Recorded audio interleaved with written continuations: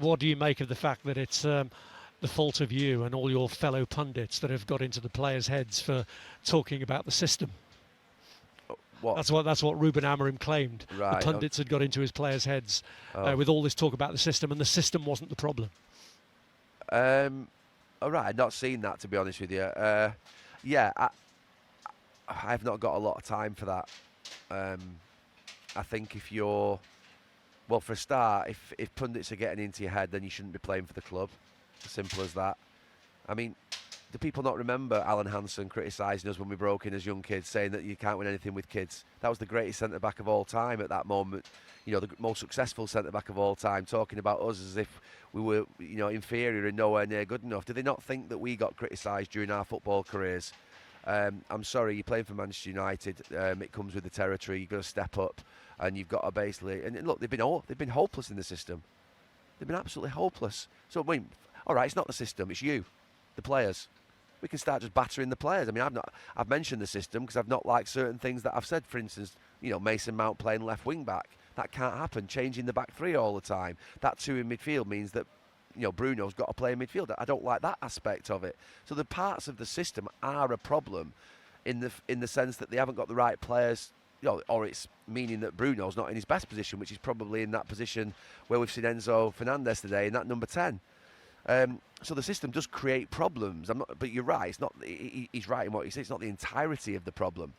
The players are a problem. The manager is a problem. The whole thing's a problem. If you're losing football matches to the level that Manchester United have been doing, then I don't know. I never blamed anybody else when we lost football matches. And I played in the dressing room that basically when you lost football matches, you came in and you said, "Sorry about that last today. I was a mess for that goal, or I made a mistake." There was accountability.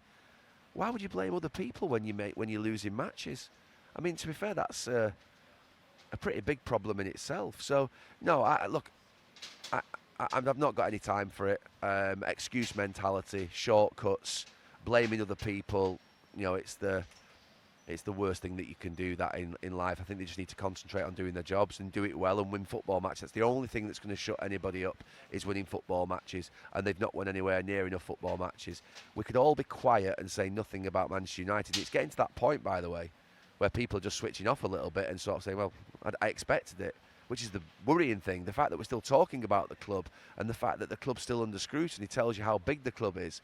But it's getting to that point now where Manchester United lose that you almost like to think, well, I expected that.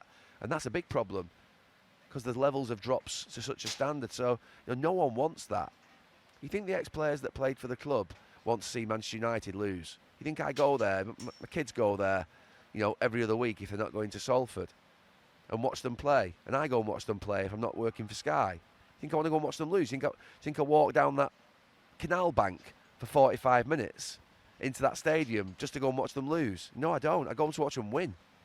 And so does every other fan that goes in that stadium. So I think that they've got to do the jobs consistently and reliably, and they've got to start performing as they should be, which is a highly motivated, strong squad that's been put together with a lot of money placed on them, a lot of money being paid to them, a lot of money that's been spent on them, and they've got to basically go and win football matches on a consistent basis. And in 2 weeks' time, they've got a massive opportunity to play at Anfield, the toughest game. And that will tell you where Manchester United are. I'll tell you where Liverpool are at. It's a great game to look forward to in 2 weeks. Because Manchester United are off the back of a win. Liverpool are off the back of a couple of defeats. The game will have pressure on both teams, both managers, and they'll have a chance to step up and play well in their system and play well at a difficult ground.